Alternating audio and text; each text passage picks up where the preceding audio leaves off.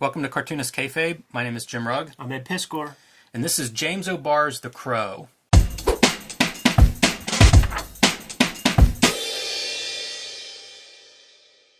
This started publication in the late 80s at Caliber. Of course, most people know it because it became a big, pretty successful film franchise. I mean, not pretty successful, I guess successful whenever it spawns a couple of sequels.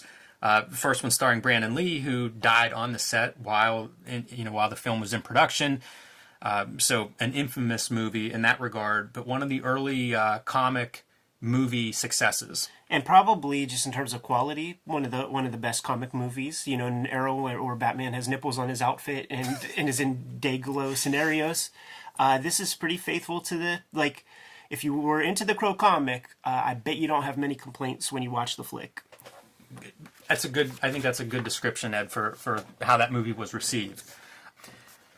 This is how I first came across The Crow. This is a Comic Scene magazine from 1992. I bought it for the Rob Liefeld Youngblood coverage, which, this would have been my favorite thing at the time, but there wasn't a lot of comics in my life. I didn't have a comic book store at the time, so I was buying whatever I could find, and whenever I would get a comics magazine, I'd read it cover to cover, and there's a feature on The Crow, and this is 1992, so this is, I think there might be rumors of a movie, even though it took several years. Did the movie come out in 94, 95, something like that? This was just, for me, the comics, and so, like, when I finally started going to comic book stores, it was to find the Image comics, which is this time period, and I know I picked up The Crow. Tundra was doing reprints of the first 4 comics that Caliber had done, and then the conclusion was a book 3, because they would gang up those first 2 issues were in one book from Tundra, issues 3 and 4 in the second book, and then what would have been the 5th issue was the 3rd book in Tundra, and it was the first time it was published, and that was the first Crow I ever bought. And it's based on this article. Like, I'm looking at this article, and again, I keep flashing back to Rob Liefeld. This is what I was devouring, and then this is what I was exposed to. And I'm trying to make comics, and I'm drawing in black and white because color was just another language and tools I had no idea. So my sketchbooks looked like this, at least in terms of I'm drawing with markers and pens and ink and stuff.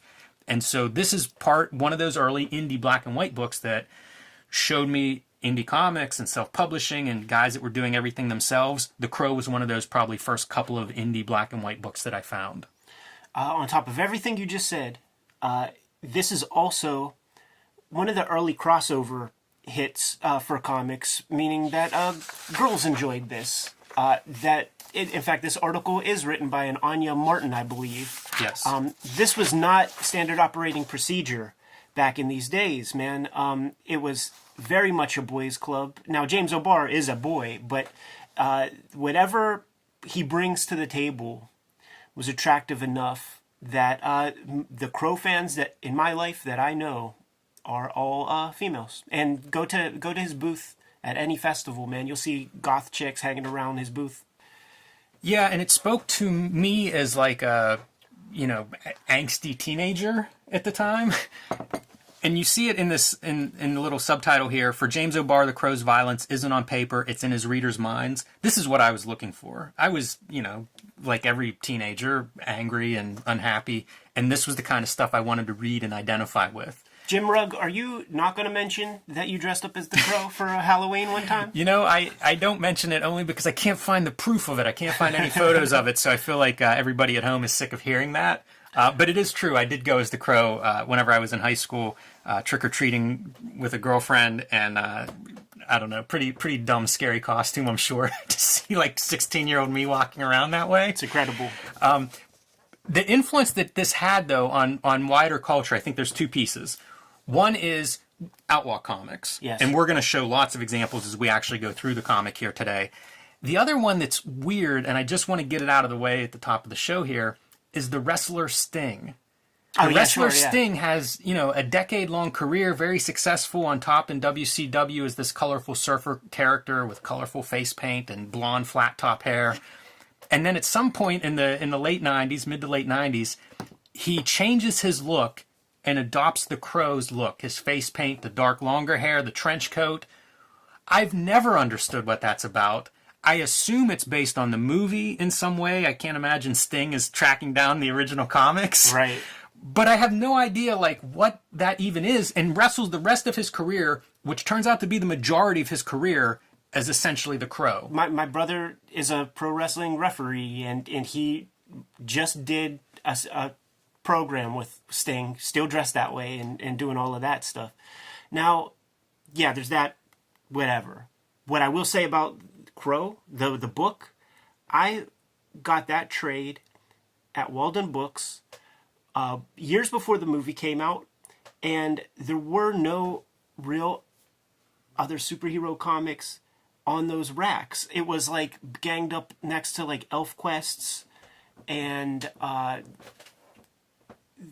weird stuff, Stuck Rubber Baby probably, but it penetrated the bookstore market at a time when like Watchmen wasn't even in Walden Books when I was scooping it up, and Dark Knight wasn't there. The Crow was in Walden Books at Century 3 Mall.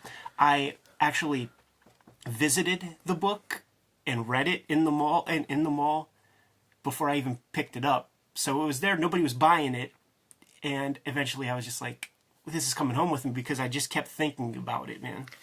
I'm glad you said that, Ed. One, I'd like to time travel and do like a video tour of those bookshelves and what was on those, because I remember those very distinctly as well.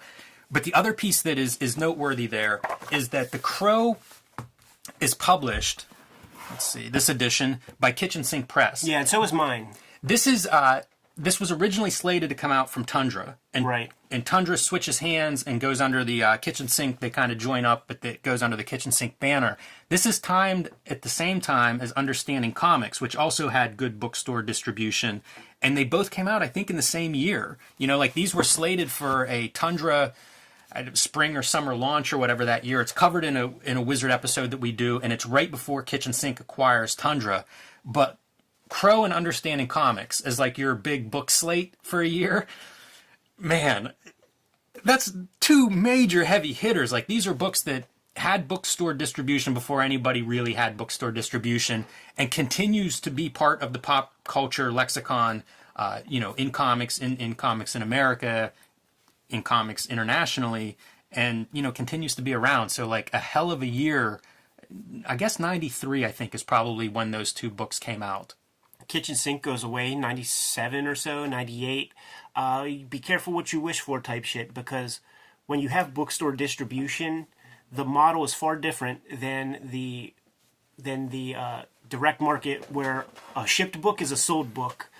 So there very well could have been a situation where they had to print up and ship 100,000 books. Last time I checked, The Crow was north of 700,000. So it's not a million seller or anything, but it's 700,000. Can't sneeze at that. But maybe you have to print 2.1 million, or maybe you have to print 1 million to sell 700,000. So you got to pulp 300K. That's dicey for indie publisher, man. Yeah, I'm sure it's a risk. I don't think that's why Kitchen Sink went out of business because of The Crow. But no, there was also figures in one of I think it might have been the Kevin Eastman Comics Journal interview, which again is on our channel. Go check that out. But he talks about some of the Kitchen Sink Press dealings, and there's like accounting, I think, is like $3 or $4 million, I believe, they made from The Crow, and selling things like pins and T-shirts and all the stuff that goes with it. But a lot of that is around the movie. So we are going to concentrate on the book here. I'm excited to get into this. And a lot of the stuff that I have to say about it we'll kind of point out as we flip through and see some examples. Yeah. Well, one of the first striking things, man, is that James O'Barr uses methods and materials. He's not just a pen and ink artist, as on display on the cover here.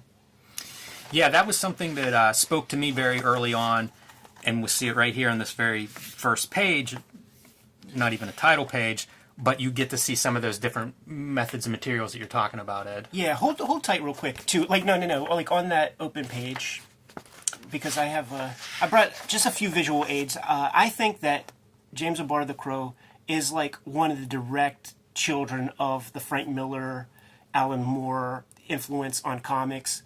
And rereading The Crow, I'm stricken by like the way he draws those big eyes and everything. And then like I'm rereading the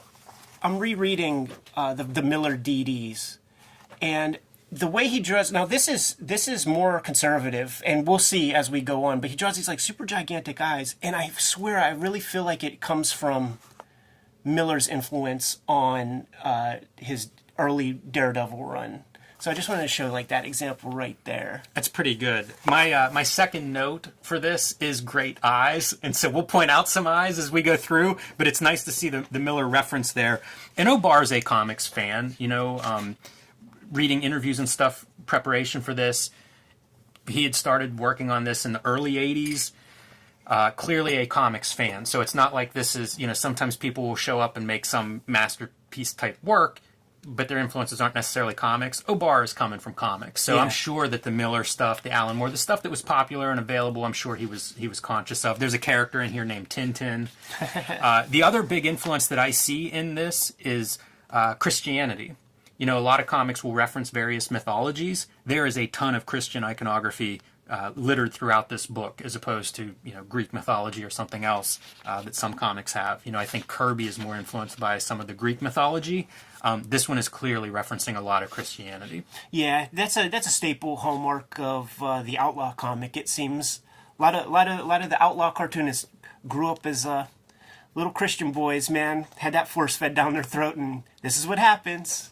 And intro in this edition is John Bergen, a fellow Tundra artist. Oh, dig. Yeah, I believe he did a book there, and just a known artist from Kansas City area. So I don't know if James O'Barr comes out of the Kansas City area or not.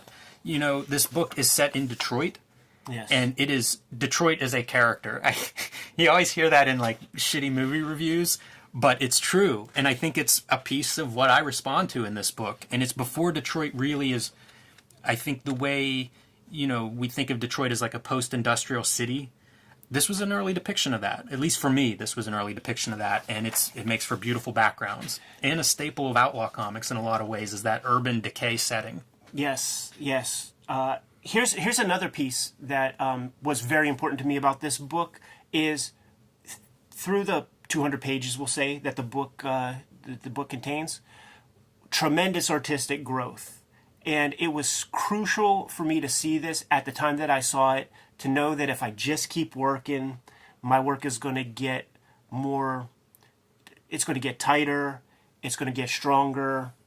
And I think he starts off very strong. Do not get me wrong. I love the way this first piece looks, but we're going to be able to chart his artistic growth throughout this entire book. And he's just very inspired at the time, and he's getting freaking better and better. He does some cool stuff with chapters and like scene titles. So the first two comic books were Pain and Fear. And that's what, like the way this is collected, it's collected based on the Tundra series, which was 3 bookshelf issues, which is, again, issues 1 and 2 in the first book. So that's Pain and Fear. But a lot of these have like titles for sections. And we talk about him using different materials. Pen and ink here on display. We'll see things like Zipatone and Duo Shade, splatter effect. We'll also see flashbacks that are done with ink washes and paints and pencil. So it's a real mixed media approach. He does the same thing with the title treatments. So as we go along, you'll see these different chapters that will have different treatments and titles and lettering, some typeset, some hand-drawn. But before we get to that, this is our first opening scene. He gets one of these guys. And I guess we should say the story is the Crow was a guy named Eric, and it's based on he and his fiance are driving along. Their car breaks down at like an anniversary picnic or something, and this gang of drug addict criminals stop and kill them and rape her. It's super horrific and violent and terrible, although most of it happens off panel. It's not really glorifying that stuff visually, but it's very clear the pain and torment is just every page of this book is infused with it. And a lot of those mixed media pieces are flashbacks showing us Eric and his fiance's love and life and relationship, cutting between that and the present day violence. So the book is set 1 year after those tragic events, and the Crow reemerges and he is out for vengeance. And that is what these 200 pages are about. Yeah, there's no obstacles in the Crow's way. There's no drama on those ends. He identifies a target, and over these 200 pages, we're watching him eliminate these targets one after the other. And it's very much inspired by true life events in James O'Barr's life, where his, it took him a long time to like meet the one. He got this girlfriend, loved her, adored her, and she gets cut down by a fucking drunk driver in real life. And this is him just kind of like, it's that power fantasy, man. Like, I would love to cut the balls off of the guy who fucking did that to my girl kind of thing. We're seeing that all on display. And that's a part of the comic, is like this sort of morose...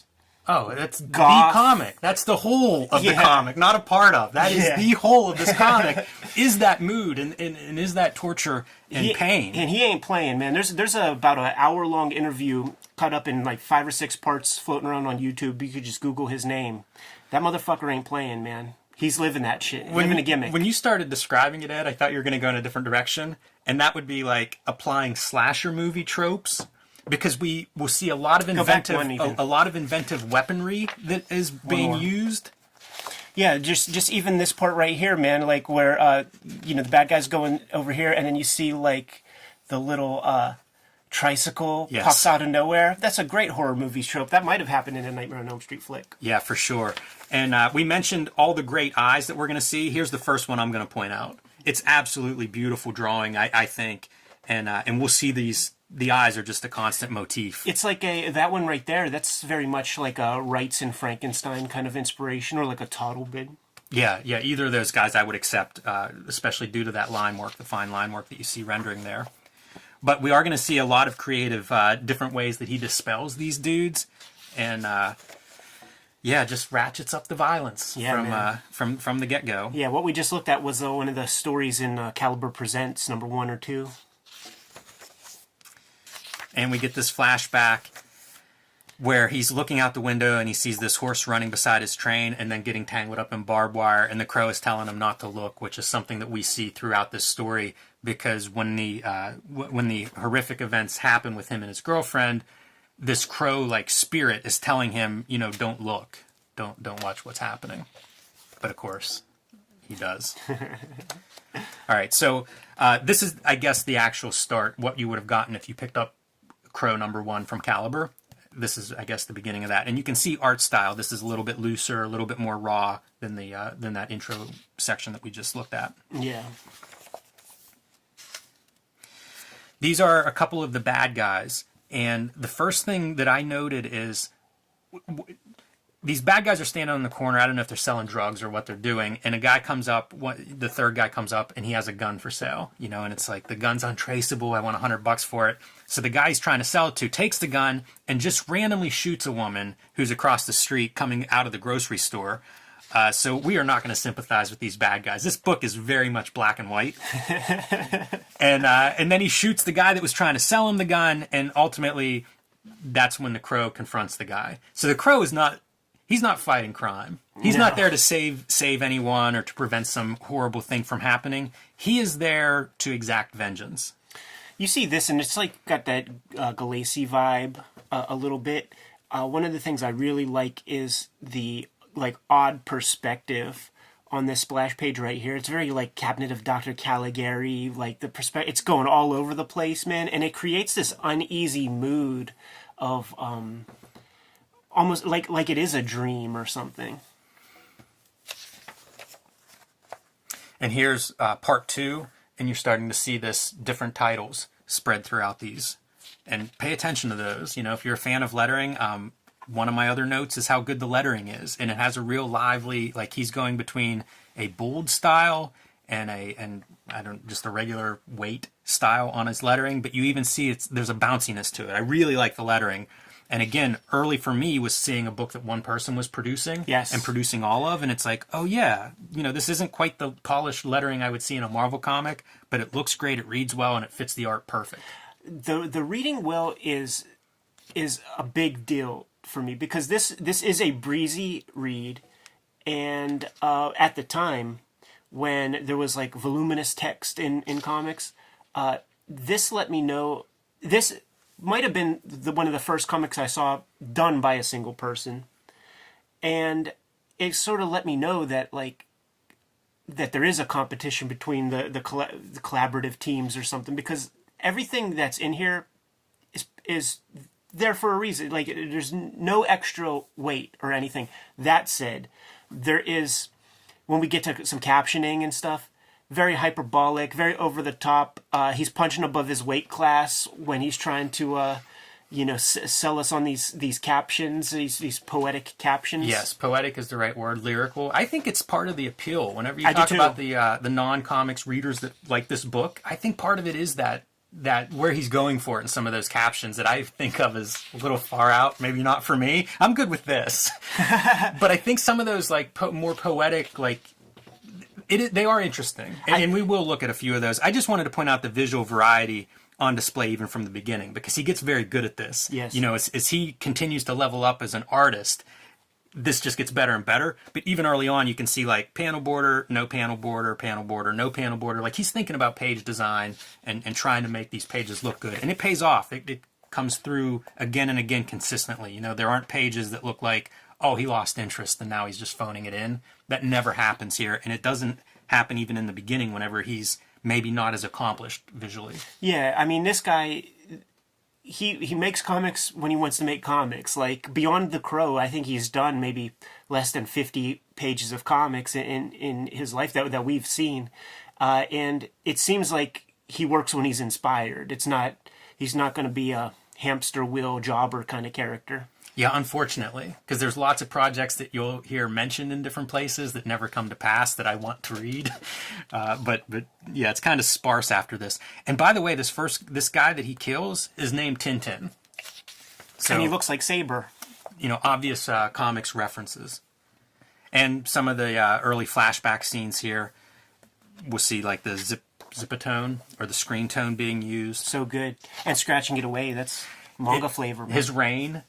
Lots of scenes with rain, really good at that. So take note at home as you watch and you start to see some different depictions of rain. I have some ideas about this stuff, and I'll give some examples, but there's going to be more of that as we go. So yeah, and that's a dance, some dancing sequences. In interviews, he talks about like Iggy Pop being a big influence, and we'll see stuff that's directly taken from stills of Iggy Pop. Another one of these creative title lettering. Again, this is just throughout, but I'll certainly point them out whenever I see them. So this is the next main guy that he's confronting, and this is like gangsters here up to no good. And it's such a cliche of a scene, right? Like there's drugs, a scale, money, knives, guns, booze. Like it's everything you could think of. The only thing that I thought they could be doing is like maybe this guy in the background could be looking at a girly mag or something. Like get some pornography in there and you'll have like every vice represented or shooting dice in the background or something. But these guys are up to no good, clearly. And this is a visual interest where like very black, a lot of ink. And then you get down here and it's this white scene where he kind of pops out, the main bad guy that the Crow is going for in this scene. Pretty classic, iconic image. I think this image was used in a lot of press, a lot of interviews and things that I would see. This would be an image that was pulled out. Yeah. Such an interesting pose because it's not very like super heroic. It's even dainty. It's a little bit like, Tim Curry, Rocky Horror Picture Show kind of posing. Yeah, the dancer element to this character is an odd one because there are examples of his physicality, like his stature. He's this big dude. He's like 6'7" or something.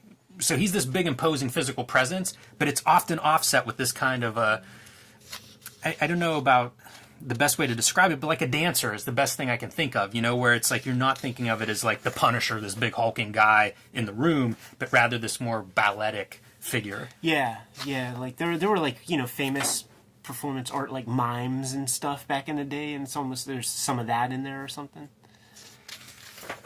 So this goes through, kills everybody except for the last bad guy the guy he was really after. Sometimes he goes into these kind of rooms and he's like, you guys can get out. Like, this is the dude that I'm going to kill. And inevitably nobody ever leaves. I think one guy more or less takes him up on it. Or he lets leave. Yeah, and it's that first guy. Ed, you made a comment about this when we were flipping through to start with. Yeah, there's a little subliminal fellatio kind of emasculation going on here. As soon as you say it, it even bleeds over into like the spread. It's very clear that that's something that's happening here. Yeah. Look at the flotsam and jetsam coming out of Homeboy's mouth. And then again, flashback. This is probably a drawing that I copied in sketchbooks.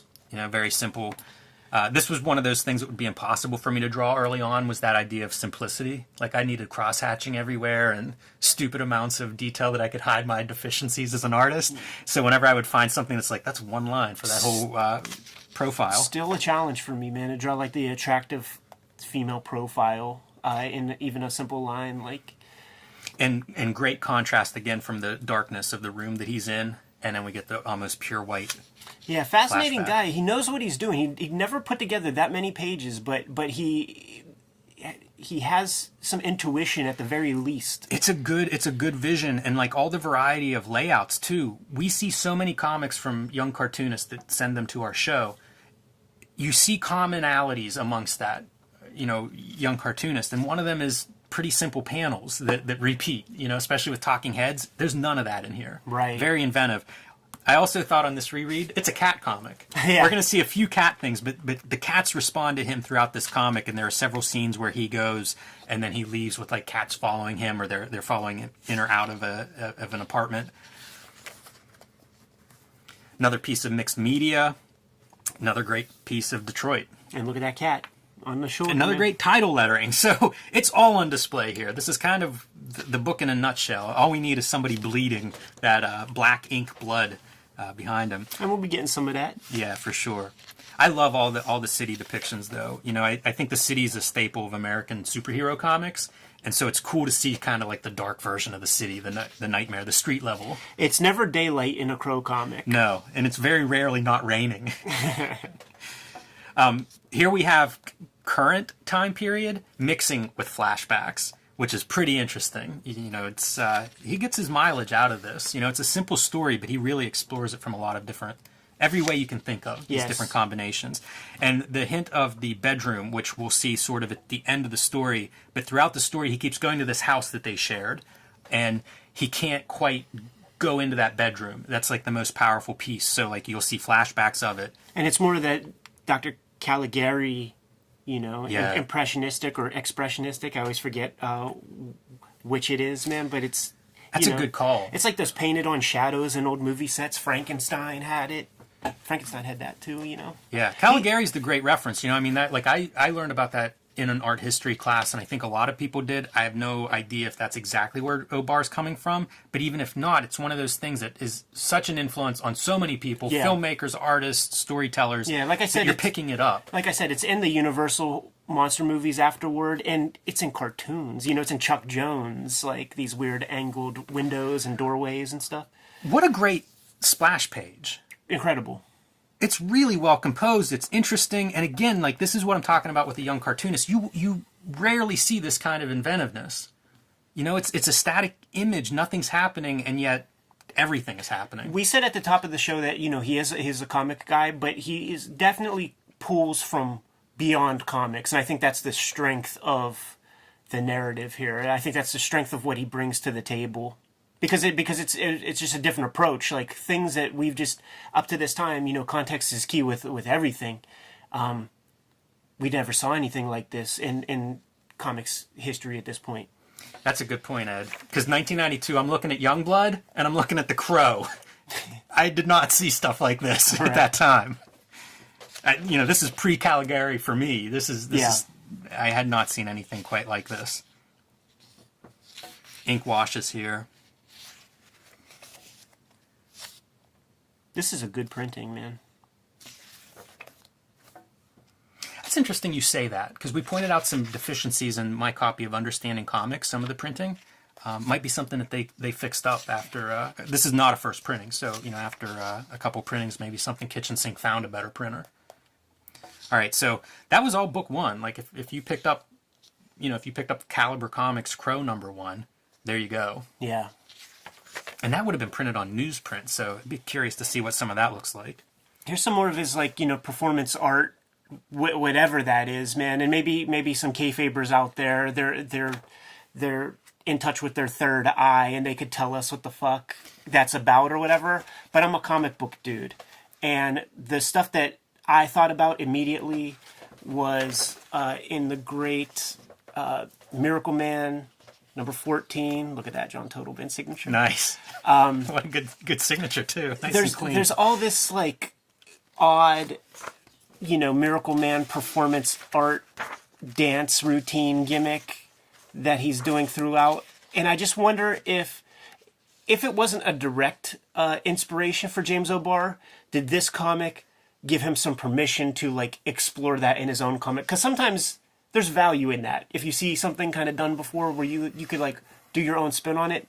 I don't understand it in the Miracle Man comic, and I don't understand it in the Crow either. You know what? I wonder if it's a thing that's connected to his, you said his fiance or girlfriend, partner, was killed by a drunk driver. I wonder if it's some kind of personal reference, this, dance. I don't know that to be true. I've never read that, but I'm just speculating here. I wanted to point out, so this is a great, I think this page is really cool, dancing, kind of strange storytelling, strange piece within the context of this super violent, horrific tale. And one bit of captions here, Gabriel, have you ever seen Seven Samurai? Gabriel's the cat, and it's one of the first biblical names, like there'll be a lot of biblical names that are dropped throughout this, and that's one of the first ones. Gabriel is, I believe it's a reference to Archangel Gabriel. That's a name that really goes through a lot of Christianity and can mean some different things, but clearly I think that's a biblical reference. And then the other piece is the Seven Samurai. Like, not a lot of words on this page, but man, a lot of you can read into these quite a bit. And the Seven Samurai reference I think is interesting too, as we're noting different things like Cabinet of Dr. Caligari. Clearly he is looking at a lot of different things and influenced by a lot.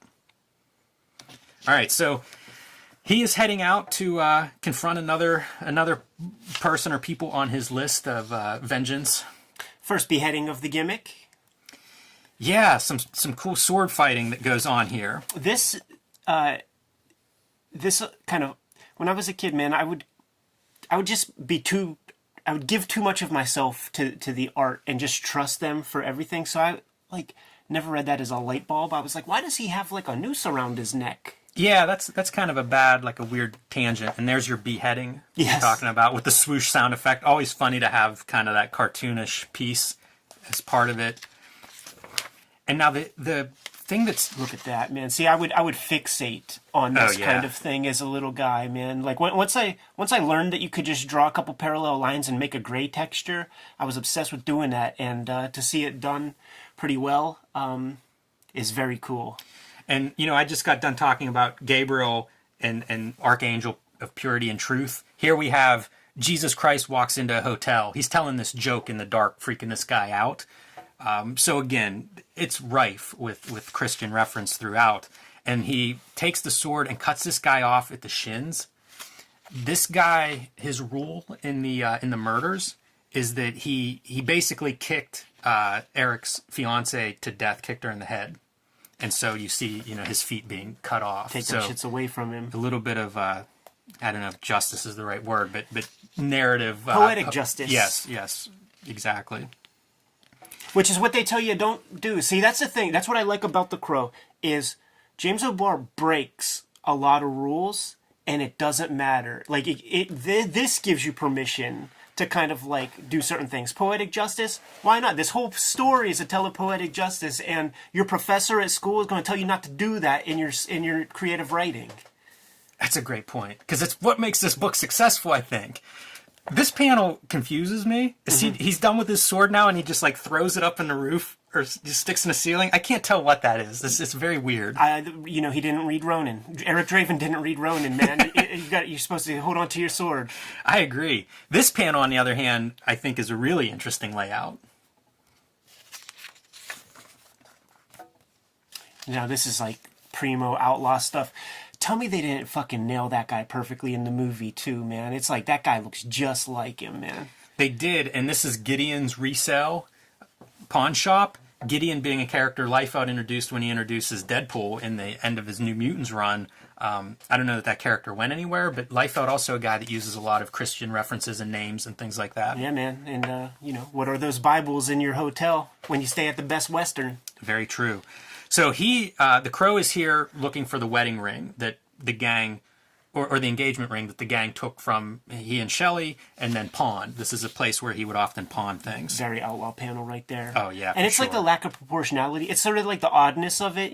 Big head, small arms, intense lighting, intense line work. Like, it doesn't abide by anatomical structure the way they tell you. It doesn't matter. We've talked about a lot of artists like that, from Jack Kirby to Frank Miller, where it's like the anatomy is not nearly as important as the impact, the movement, the emotion. And O'Barr's a good example of that, because here we are praising his art, but there's lots of panels where you're going to be like, those eyes are too big or too close, or the mouth is off. Yeah. It doesn't matter. Like, it's much more like the sum is greater than the parts. Mm-hmm. Like a true comic should be. You shouldn't be fixating on one thing. It's the totality of it. And I think like the close together eyes, that's a Barry Windsor Smith thing. Like when you take a look at those old Conans that are super influential to the people of this generation, and they're good comics. Like check them out for sure. But he'll draw those equine faces and the long snout nose on human beings and the close together eyes. All of the clutter in the store too. It's like the store is a character here. It's perfect. I hate saying that. It sounds terrible, but it's so outlaw. It's all the gray from like just so much ink, so much detail. But instead of cross-hatching or something, it's actually just the clutter of this store. And he draws the objects. It's not like little Right. Piles of slime or soft focus stuff. Everything's in hyper focus. This is a strange panel. The guy Gideon is handing him after the crow puts his hand a knife through the guy's hand. He hands him the box of like all the jewelry and stuff that he has. This is all in one panel where it's like, here's the box, but then also we see the crow taking the box and looking at it. Pretty weird. He did that a couple times earlier, where it would be like this 180-degree thing in like one panel, and it doesn't work. But you know what? He's trying things. Some of it's going to work, some of it isn't. I'm okay with it. I'm down with it. It's just interesting. It's different. As you say, breaking rules. Mm-hmm. This is like the perfect blend of white, black, and gray on the page for me, on the spread of it. Yeah, this is getting dark. Like as we go, it feels like, man, there's more black than white in this comic. And, like with Understanding Comics, we didn't get good blacks on the page. It's like, we better solve that before we print this Crow comic. Yeah, for sure. So after he finds what he's looking for and he's killed Gideon, now he's getting ready to basically burn this place down. It has a dark spot on his history. That's his dark Judge Caligula post. Should be a goldfish in here. And what is the product placement? A Nike, I'm surprised you get away with that. I wonder if that's in subsequent printings. So, another cool title lettering, and as he's getting ready to torch this place, a cop shows up. And we're going to see this cop again towards the end of the story. Played by Ernie Hudson in the flick. But he shows up, and the crow's kind of like, this is what I'm doing, and you're not going to stop me. Yeah, the rules of the Crow are interesting because he's unstoppable, clearly. He gets shot, stabbed, all of this. But he still, like, does sit-ups and everything. Yeah, the training montage, I didn't totally understand why he would need to do that. But here we go, starting into some of the stranger, I am complete and total madness, captioning. Yeah, very goth. I am fear. A lot of listening to The Cure and shit. And whenever the policeman's like, please stop or whatever, he's like, shoot me. Like, I'm leaving. You can take a shot or whatever, but I'm leaving. And so he leaves, tells the guy, this place is going to blow up in about 2 minutes because of the fire that he started. And this cop, who's a pretty new cop, I think he's been here like 3 months, he reveals in some of this exchange, goes out and calls the police chief or the captain and basically tells him what's going on. And the captain has some connection to the Crow from the case a year ago. Mm-hmm. No resolution, but he does visit him in the hospital, I guess, before he passes away. This is one of the things I always tip my hat off to a cartoonist who could pull this off. This, like, pulling out, like, light out of the darkness. Otomo's great at it. Miller can do it on a good day. Some of Ken Landgraf's, like, New York City Outlaws will have these. Anybody that does, like, say, a New York City Times Square will try to do some version of this. And it's not easy. No, it isn't. I love it, too. It's a huge piece. This, again, if superheroes and cities, are part of that genre, this is the black and white explosion version where it's like it's that city at night. And he gets a little bit of that, like very early on, there's a caption and it's something to the effect of the rain coming to wash away the sin, or it can't wash away the sin, something to that effect, which is a staple of these dark vigilante characters. Tire tread on burst stomach. Or urban Avengers. Mixes in a lot of this. In addition to the lyrical, poetic captions, yeah, I don't we have a read lot that. of like song references, poetry. This is Cure lyrics, so Makes perfect sense. And there's some thanks in the beginning. Like he must have needed permission for some of this stuff that he runs, but it's one more piece of that like lyrical kind of. I think this points to where he's coming from, what he's striving for with some of the more lyrical captioning. Thank goodness. And again, like the Seven Samurai, this is just more reference to him looking at, thinking of, listening, drawing references from different places. Makes me wonder about the sphere of influence when it comes to Sandman, because this came out in like '89 or something. This predates Sandman, I'm pretty sure, like with the Caliber Present stuff. If it would have come out fucking a few months later, this would have been getting knocked as being like a Sandman ripoff. I do have or a something. note for looks like Morpheus. Yeah. Sometimes not as much. When you get a good look at his face, it's not as clear, but there are panels where like you'll see silhouettes or shadows, and sometimes it is exactly Morpheus. And with the mullet, that's death, with the lipstick and all that. But he's a couple of the endless combined. But if you Google 1980s German goth, you're gonna see the entire Endless family at those raves in 1981 and shit. Pencil art. It's dark, but this is, if you look closely, these are pencil reproductions, which spoke to me because I did not see comics that had pencil reproductions. Inking was the norm. Just Nathaniel Dusk, and those reproductions weren't all that great. Yeah, for sure. Yeah, I was not looking at those at the time and thinking like, this is what I need to do. And a flashback sequence. A lot of the mixed media is the flashback stuff. Yeah, this predates, David Mack, who probably pulled a little bit of energy from this. Almost certainly, since David Mack goes through Caliber, the original home. I can't remember where I saw it in one of these interviews, but like he was one of the original guys with Gary Reed to start Caliber, Gary Reed, the publisher of Caliber. Vince Locke is one of them. James O'Barr is one of them. And it came out of a comic book store, too. So Caliber is a company I need to do more research on and get some of those origins.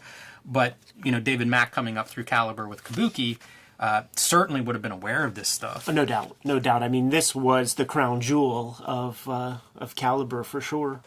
And so now we're entering into, this is book 3 of the original run. When these publishers have their big hit, I think they must, they just grow too big too fast or something, man, because... Yeah, I have no idea. I don't know why he left Caliber. I don't know what any... Again, I'd like to do more research on it. So here he is, ready to confront another one of the people that had hurt him. And on his way, this guy's a junkie. He's heading to his apartment. Outside of this guy's apartment, he meets this little girl, Sherry, who's this neglected little kid whose mother is involved with this junkie that the Crow is going to confront. They kind of have a little exchange here, and we'll see her again. She says something about, I think he gives her the ring on a necklace, and she says something like, nobody ever gave me anything before, and asks if he's going to come back, and he says that they'll be together again. By the way, it could almost be Street Angel with the little black guy there. Give her a skateboard, Crow. So he's heading up to this junkie's apartment to confront him. I think this is Fun Boy. I'd never recognize him without his T-shirt, without his smiley face T-shirt on. And you see the cats are gathering on the stairs in his wake. And he goes up, in a lot of these interactions, like he does not kill Fun Boy here. He dismisses Sherry's mother, go be a mother. Look at that composition. And Mother is the name for God in the lips and hearts of all children. That's another piece of that lyrical poetry that this book is, through and through. Look at how all the cats in the town just get together. Fun Boy does have the smiley face tattoo, so you just need to get a good shot of that right shoulder and recognize him. So he gets rid of her, and he tells Fun Boy, to get the gang together, basically. Using those manga techniques. Now, I'm not saying he got it from manga, but he's putting those tools to use, man.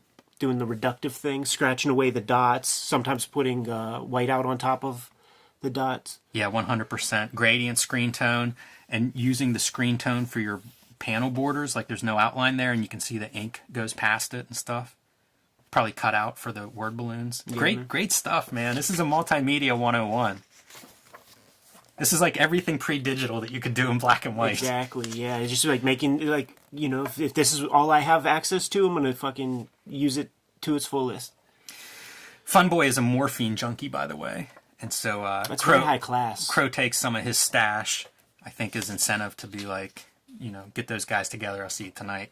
And then, again, looking in on the bedroom that he shared with Shelley that he can't go into. And that's a real hypodermic. You just did not see that in comics. Like, you've seen, like, big cartoon fucking mad scientist hypodermics. Like, that one, like, you've seen that one as a little kid. When I got this comic, it's like, I still got to get booster shots and shit like that. Like, that's a dangerous weapon to a fucking 11-year-old. Yeah. Yeah, no doubt. And Funboy, don't be happy, worry. Preying on the pop culture, I guess, at the time. Another flashback. This is kind of how this goes. It's between the present and the flashbacks. And just the torment. It really is a painful thing to read. Yeah, and then just knowing, like, the real life piece of it, you could just tell, like, this dude is in turmoil as he's making the comic. You know, I don't know if this is art therapy or if it's, like, continuing down that morose fucking, like, I don't know if this solves anything. It's many years in the making too, which makes it even more just wallowing almost horrific. Bullets and lipstick together with morphine and drugs and guns. Dark matter.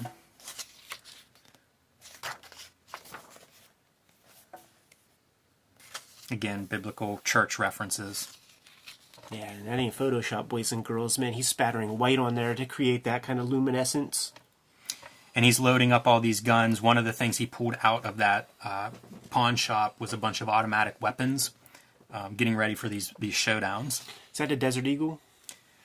I don't think so, although I don't know what it is, and I don't know if it really is anything. Yeah, I don't know whether it's... yeah, exactly. Semi-automatic shotgun, I can tell you that much.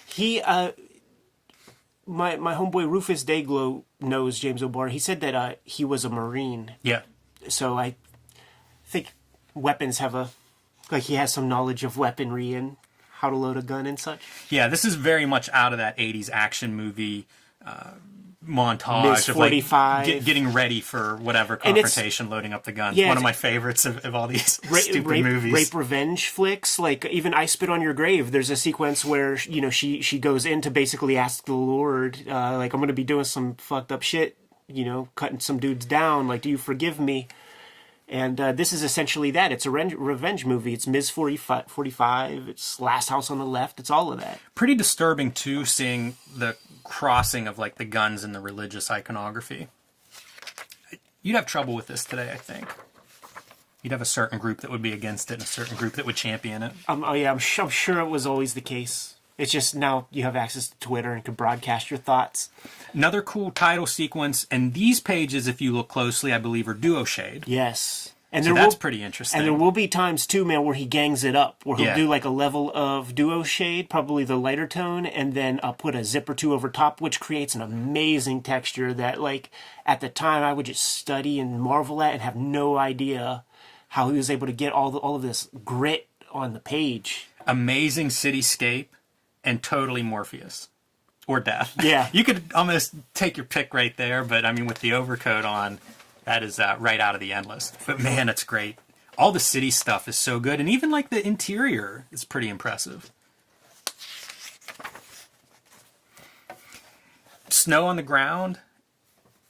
It's just perfect. Like, this is such a decrepit city. You know, I've spent years drawing this kind of stuff in Street Angel, and it's like, that's perfect. You know, like even the straight edges of that building corner, you see are busted up. You know, there's age on that building, on that concrete, chipped away, graffiti and things on, you know, whatever surfaces you do find.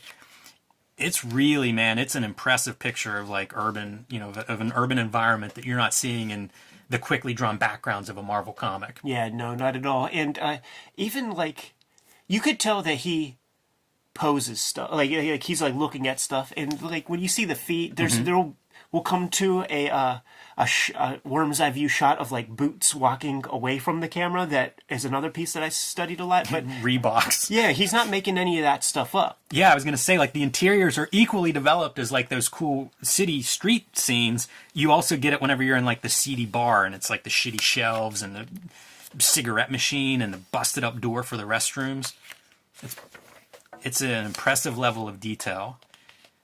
Comics just very rarely look this way. In a weird way, like, this reminds me of Watchmen in some ways, where it's, like, the setting is so detailed. But even like some of the Frank Miller Daredevil stuff where he's going in, like getting answers out of, going through the seedy underbelly of the city looking for answers and informants, it feels that way a little bit. There's cliche here, but it looks really good. Yeah, and there's something about the sort of outsider approach to this stuff that sells it more than the 4-color, all in color for a dime type standard comic looking stuff. Like this feels bootleg or underground in a real way, not like in a marketing term underground. It feels like this. It's like the anti-chick tract kind of art or something. I really, I think the history of Marvel comics and superhero comics informed this. This is a superhero comic in a place that you don't get to see depicted this way. Mm-hmm. Great use of white. Yeah, very this is like your worm's eye view of the Boots, walking in. And this is one where he kind of tells guys, like, get out or else. Throws a hatchet at this dude, tells him to hold on to it. A little bit of a 80s slasher movie reference. One-liners here and there.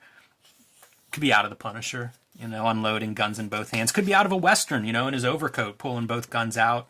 More guns hanging off of his belt.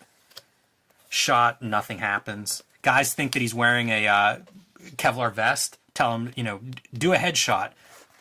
Super outlaw shooting a guy in the eyeball. Yeah, that's a good exit wound as well. Shells just dropping. There's probably the worm's eye view boot shot, Ed. Although there's several of them, but with the shells dropping around the boots, it's like a different version of the Stephen Platt shells everywhere. It's pretty good dropping around the boots as he's walking through the carnage. Yeah, I'll point out that boot shot. And again, look at the amount of black on these pages. Mm-hmm. Early on, you're seeing white backgrounds and gutters. It's gone. This is just descent into total darkness. More headshots. Yeah, it's a great storytelling mechanism that can be invisible. Crow gets shot in the head. These guys are aiming for his head now. He gets shot in the head, and now he's wearing the crimson mask as he's going through. And leaves Funboy alive still. This is a little bit of a weird scene for me because he tells Funboy to get T-Bird as like the main bad guy. And I thought that's what it was whenever he went and saw Funboy in that apartment, and took the morphine. Tells him to get everybody together, but then tells him again. Mm-hmm. Like, this is round 2 of like, now go get T-Bird together. Yeah, nobody's perfect.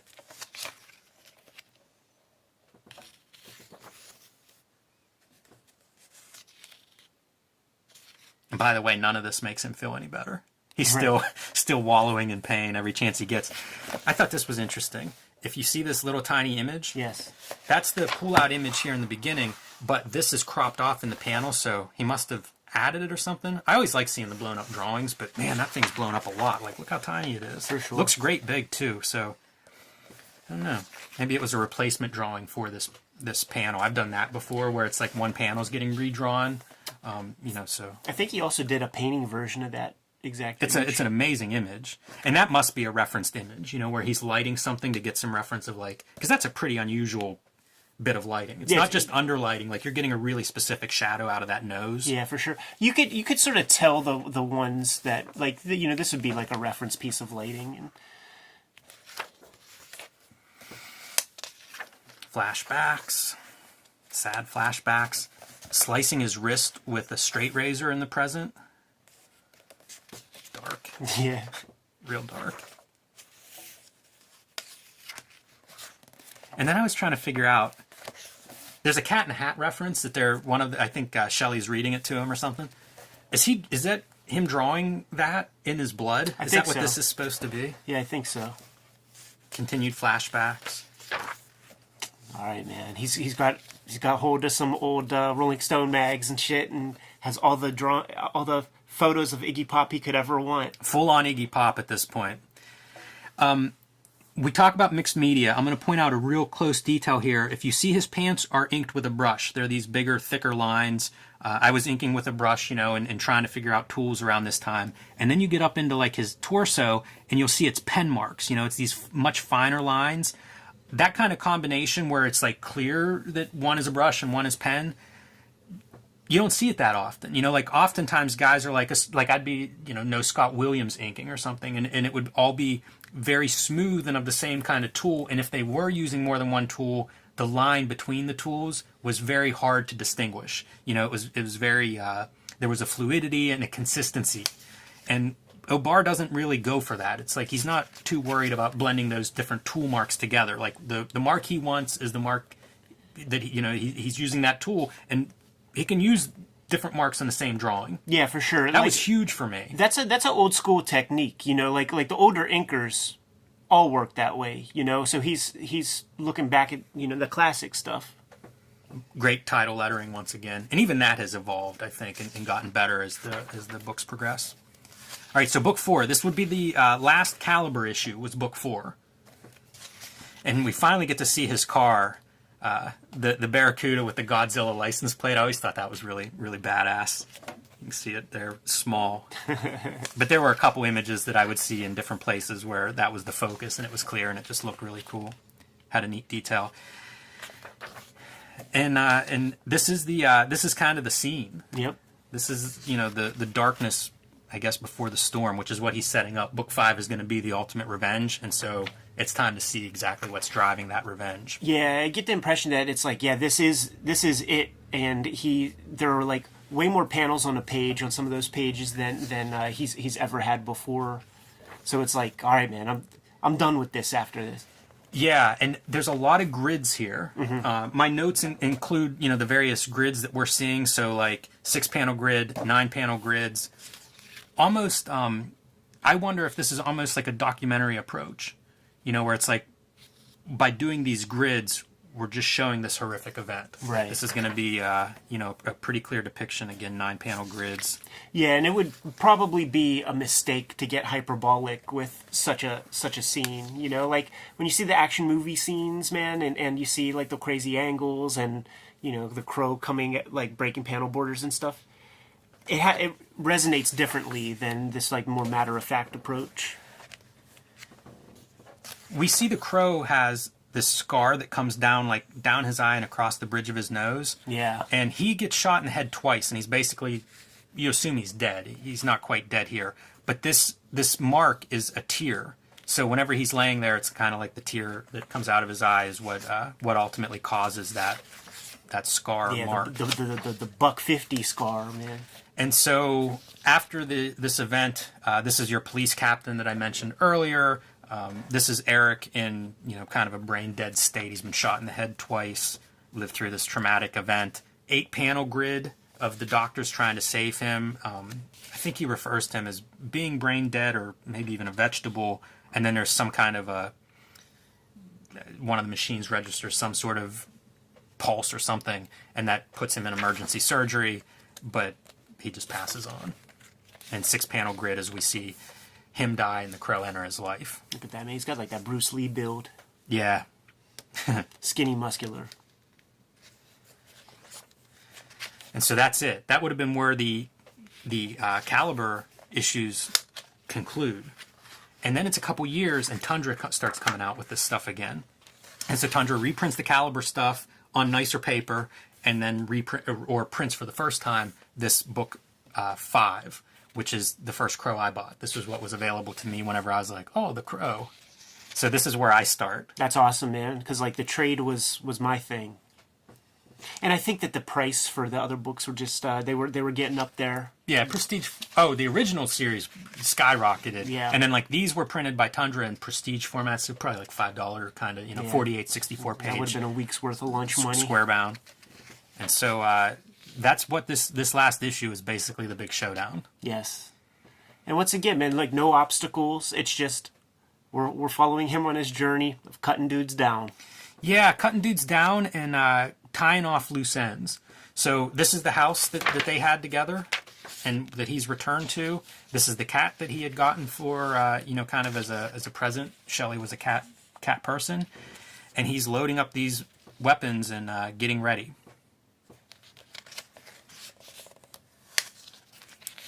Last series of flashbacks, and he finally does make it into the bedroom that he hasn't been able to go to up to this point. Gabriel just watching. Tapes up his slit wrists. It's a good aesthetic. Breaks into one last dance routine. You got the touch. That's what I'm talking about right there. Yeah, buddy. that's iconic. Yeah, for sure. You know, really he's got great. zips on there. And by the way, Archangel Gabriel of Purity and Truth has turned from white into black. This is the end, man. Loading up the guns. We see his scars. And sets the place on fire. Just this, like, attention to detail with, like, all these bullets and I all loved of all that stuff. Like, he would cut and do, like, the metallic of the bullets and stuff. And that always stood out to me. The leather of the gloves was really great. And then duct taping the clips onto his torso. That's how you know. That's that military training, man. That is hardcore. A little Die Hard as well, with the gun taped on the back. But that's him ready to go. This is the Western Showdown. Walking away from his house on fire and heading off to his final destination. Loaded for bear, man. Gun belts strapped to him, clips tied to him, guns in each hand, cat on the shoulder. This is, when I was talking about the bullets being shiny and the textures, this is an image that I would look at a lot and be like, what is this image and how do you do that? I'm not even positive what this media is. Yeah, it could be a painting that has been statted for gray. Who knows? This is another one of those that's kind of the same type of approach where you're getting like that wood textures. This one, I guess, is a painting, but even on there's like a dry texture that reminds me of, I don't know, pencil and ink. Color pencil, maybe? I don't know, but it always stood out to me and probably was a big influence on me. I work with different media, and it's probably because of a book like this where I saw it done and was like, yeah, that's great. Right. Sometimes it's better to do the ink wash or the pencil or find a way to reproduce it. And in the digital age, it's so common, right? There's trivial. a brush for every technique that you want. Not so back then. So he goes and he sees Sherry, the girl that he had given that necklace to early on and said that he would see again, visits her one more time before he's about to sign off.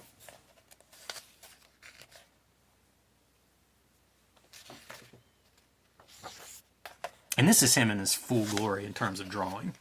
Oh, sure. That's a really badass, the reflection, the screen tone in the windows. Full power. All right, so Captain Hook shows up at the burning house, and the cat is waiting for him with a note around his neck. So that's one of the loose ends. Little Misfits reference right there. And in Caliber Presents 2 or 3, there were 2, or it might even be in that Caliber Presents 1. There's a barbed Halo Angel fucking piece with that character called Danzig. Yeah. Look at how he shows up too, and he's just like this scratched out form, just a shape. Like materializing out of like thin air. But this is the stuff where we're seeing. Reminds me of Halloween. You know how they would call Michael Myers the Shape. Yeah. We're seeing duotone and zip on top of one another here and there. Brush and pen. It's everything. Like yeah, ganging up the zips, man, which is creating that moire right there. Yeah, it's a good pull. And it's funny because like this and this are almost the same effect in terms of the gray values. This is all scratch pen, and this is multiple zips.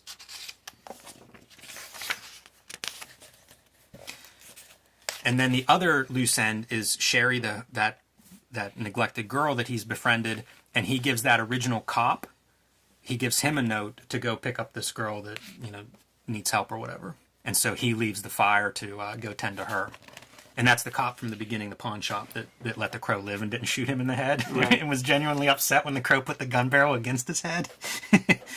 Here comes Goth Boy. And we're going to like a crack house here to have this big confrontation. So Fun Boy does make it to T-Bird and tells him what's going on. And T-Bird's like, you're high. You have no idea. Look at that boy. He got the steps cut into his hair, man, like Vanilla Ice or MC Hammer. That's the era. Also some veins in the arms and hand. Yeah, you gotta have good veins, man, if you're gonna have hair-on scenes. And Fun Boy, after he's delivered the message, just goes in the back to get high. And the Crow shows up and says, you know, you did what I told you to, so here's your pain-free death. I don't know why he gives him a pain-free death, you know, all things considered. Yeah. But gives him basically a morphine overdose. Lucifer reference. Carves into his stomach a crown of thorns, again with the Christian iconography, and tells him that he can't absolve him from his sins. You know, that's up to you and God. So it's very literal, the Christian references that he puts in here. Yeah. I know why Jesus wept.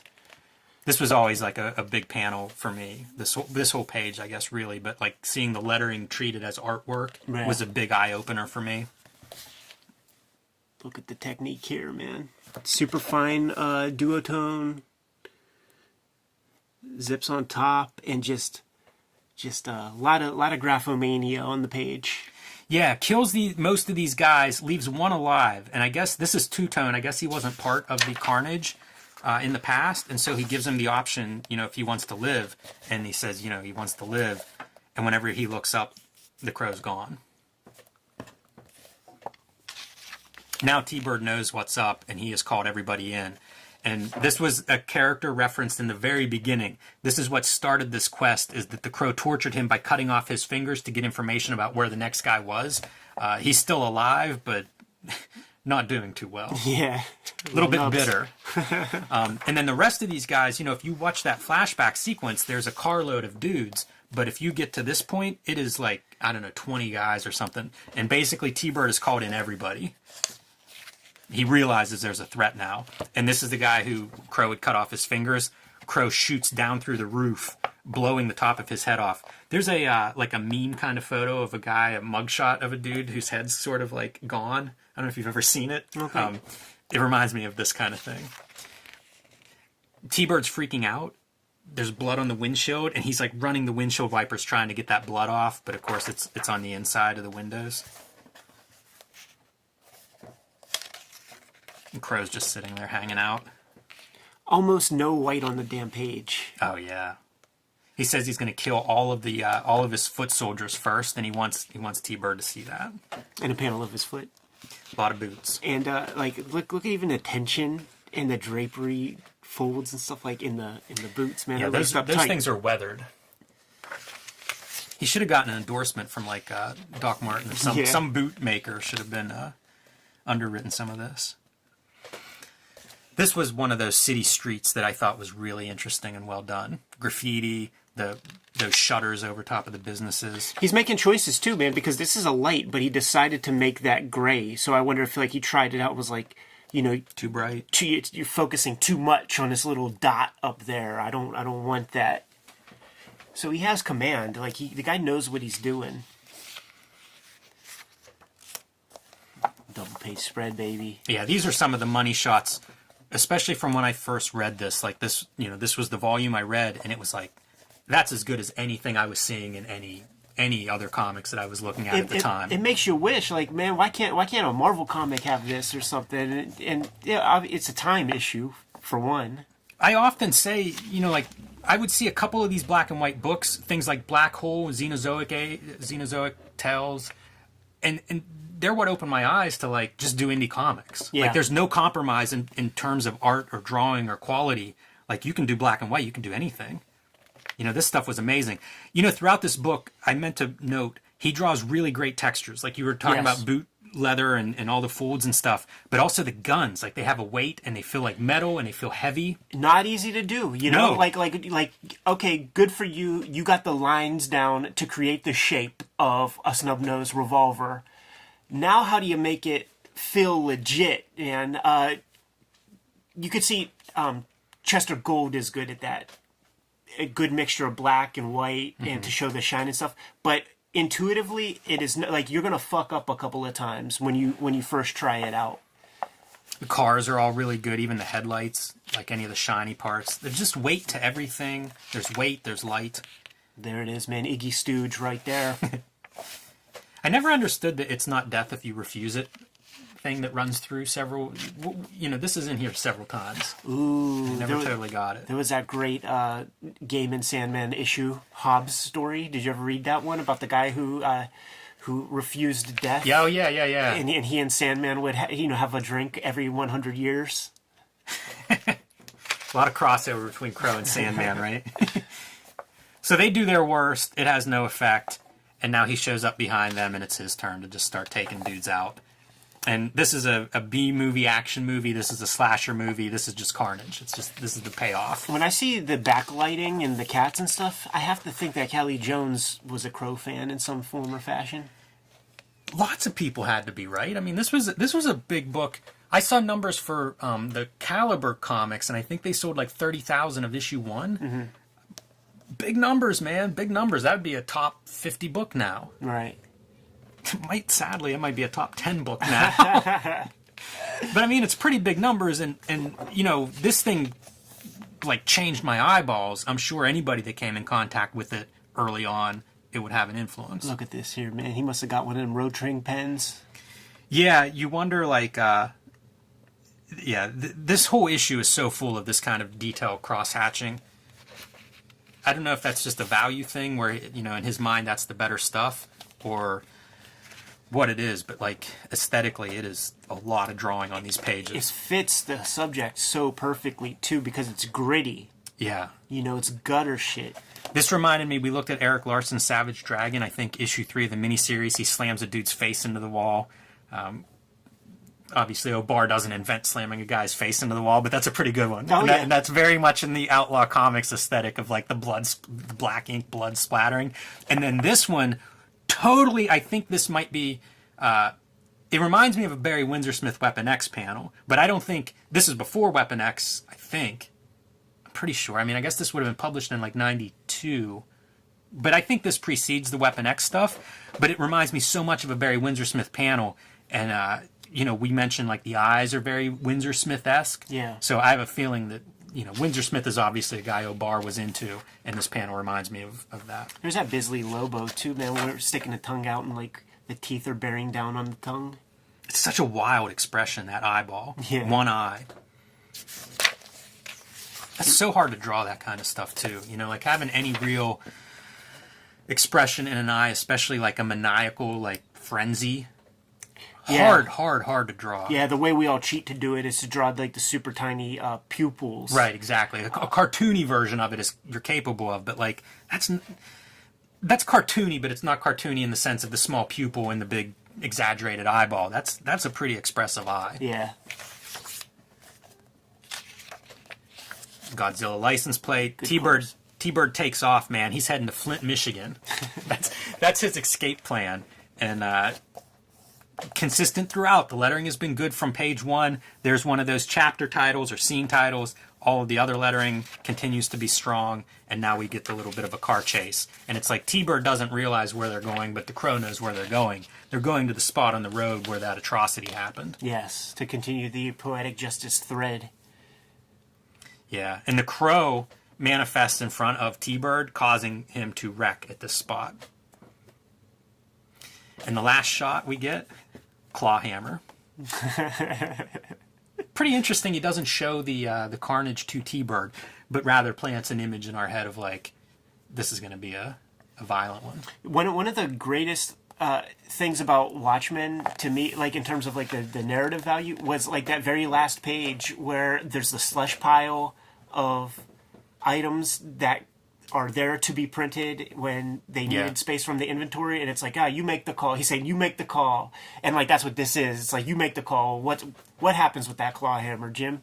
It is funny too. After what is one of the more violent comics that I've read, we get to this point, and it's like, this is put this one in your brain. Theater of the mind. Like let's. I need this to be more violent than anything you've seen so far, so you make this part up. Yep. Yeah. And his final like peace resting moment, so we get some flashbacks to that bedroom. Photo being used, dropped in. There was a couple instances of photos being used, again mixed media. I think this was a cover image, or this might have been the back cover image of like that third Tundra book. I've seen this image used somewhere on the outside. I mentioned space and settings a couple times. You know, the pawn shop, the streets of Detroit. I think this cemetery is another really good one because it's winter in Detroit, in a Detroit cemetery with the woods around. Not too different than the climate in western Pennsylvania. I know winter around here, and it is this dead, dark, torturous-looking woods. And man, that's a good piece for a background, I think, for this cemetery scene. Yeah. If you can personify death through season and foliage and landscape, this winter kind of, the dead tree setting is a pretty good one. Always reminded me of like Mike Mignola too, the cemetery sculptures. Yeah, I think this, like, Tim Bradstreet comes to mind. Like this must be a reference to his real life partner, right? Like this is not Shelley. Right. Yeah, good call. Yeah, maybe. And more power to him, man. He starts this in the early 80s. This is 93. He certainly earned, whatever he wants to do here at the end. Sure, yeah. Hey, James, man, come on for a shoot interview. We have questions, dude. Close with the eyes. They've been good all book. Close with a gun. It's been strong all book. And look at that shape. It's an incredible comic. Mind-blowing to me. This is me in like 10th or 11th grade just being like, what can you do in comics again? Yes. I was on board for a government superhero team. Now tell me about the Crow. Yeah, and it's one of those things where I read this very young, and it's like, well, let me get some more of that. Like, where can I find some more like that? And it's like, there is no more like that. It's true. It's very true. And these are some of the extra stuff. Covers, sketchbook promo art. Those hands are amazing. Like, very well drawn. That's very Iggy Popish to me. Mm-hmm. I don't know if that's what he's referencing or where that's coming from, but good hands are not easy to draw, so I tip my cap to anybody that can. Oh, this must have been that angel piece that was on one of those covers. This was an image that I would see in a lot of places. I don't know if that was a cover or not. Several of these things. Some kind of a promo image. Yeah, I wouldn't doubt that there would be portfolios and. Oh yeah, probably. And who knows if North Star fucking printed some of this stuff in the back of a million of their publications. Yeah, this is the piece that I was showing off from Comic Scene, where again I was looking at the textures and just in awe of like how. I don't have a pen that makes that. Right. What are you drawing there? The classic car Godzilla license plate. This was a good one with the chain link. Just a lot of iconic ideas came out of this book for me. I think this is the covers for the Tundra series. So this would have been the one that I had, and then these were the other two volumes that Tundra printed. Hardly ever see those. Yeah, when you do, they're like in the back of like on a dealer's wall. Yeah. Like you can't get your hands on it. Crow #1 cover, right? From Caliber, I believe. Oh yeah, see, it's all foreign to me, man. Oh, man. All I have is that the very first thing, man. That's what I thought you had the original the Caliber series, which I don't have any of. And if you did, it was like, why didn't we look at those? Because I am curious how this stuff looked on newsprint. Oh, I bet it was very muddy. Yeah, some of the mixed media stuff would be, I assume, almost impossible to print. But apparently they did, and maybe that's why he moved on to Tundra. Mm-hmm. Like I said, I had no idea about that. But this book completely changed my trajectory, Ed. It really opened up. You said more of this. Where do you find more of this? And again, there aren't more of these. But there are things, like this is probably whenever I started getting hold of like the kitchen sink catalogs and trying to order some stuff, whatever I could afford out of there. It's certainly the time period when I started looking at the black and white stuff like Xenozoic Tales, like Black Hole. Those were mail order books for me where it was like, I wanted more of this. Mm-hmm. And hey, those are equally have their own merit and a huge influence for sure.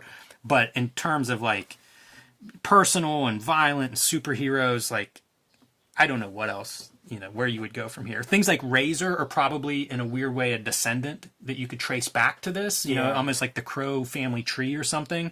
Faust is like a weird one, but like it's really the art of Faust that speaks to me. You think about how these smaller companies would have their ersatz superhero comics and stuff, and it was all just that ground level, like people trying to aspire to be a future spectacular Spider-Man penciler or something.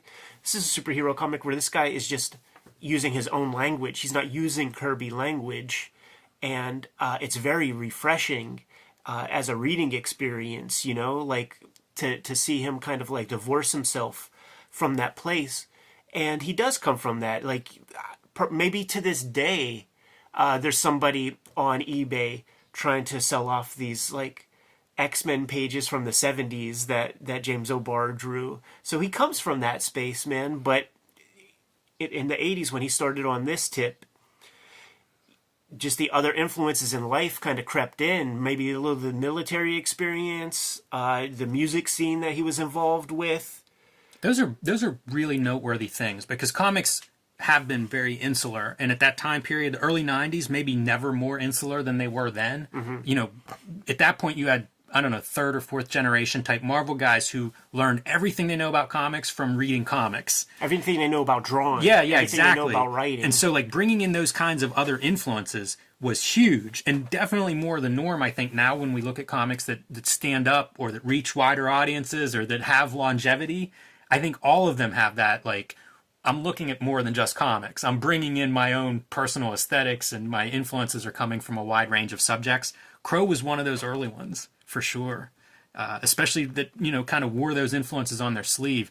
And I love the idea that there is some superhero comic underlying, you know, genre elements to this, but not any superhero comic that I've ever actually seen. Like, this is it's fascinating to think of what is James O'Barr unleashed on the Marvel universe. Like, what's his Daredevil look like? would not be pretty. Yeah, and we say the word superhero, but it's, you know, it's a guy in a costume. And lately, where my head has been, and with the comics that I've been working on, it's like, yes, I want to draw some fun looking like costume thing, but the superhero was played out.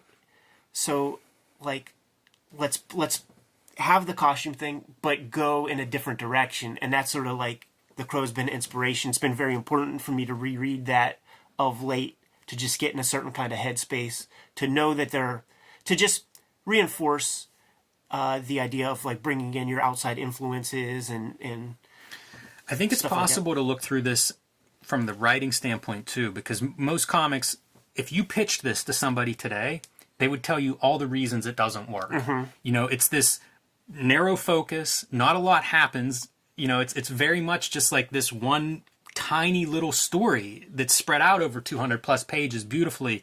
And it's kind of the magic of comics is, if I just told you the story of the Crow, it'd be like, okay, it's, you know, a revenge story. It takes 5 minutes. He goes and kills this gang that killed him. Yeah.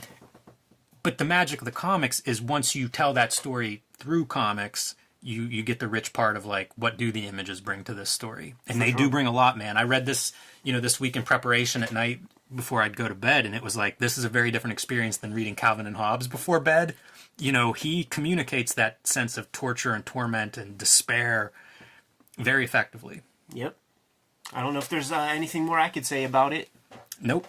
We have our own comics to draw ourselves, Jimmy. Kayfabers, like, subscribe, follow the YouTube channel, hit the bell. We'll let you know when those next vids are available, and we are on that race to 20,000 subscribers. Make it happen. You can subscribe to the Cartoonist Kayfabe e-newsletter at the link below this video. You can find Cartoonist Kayfabe merchandise and t-shirts at the links below this video. Jim, I got to show you this new technique I figured out with the duo shade, man. We better get out of here, dude. Give them their marching orders, man. Read more Outlaw comics.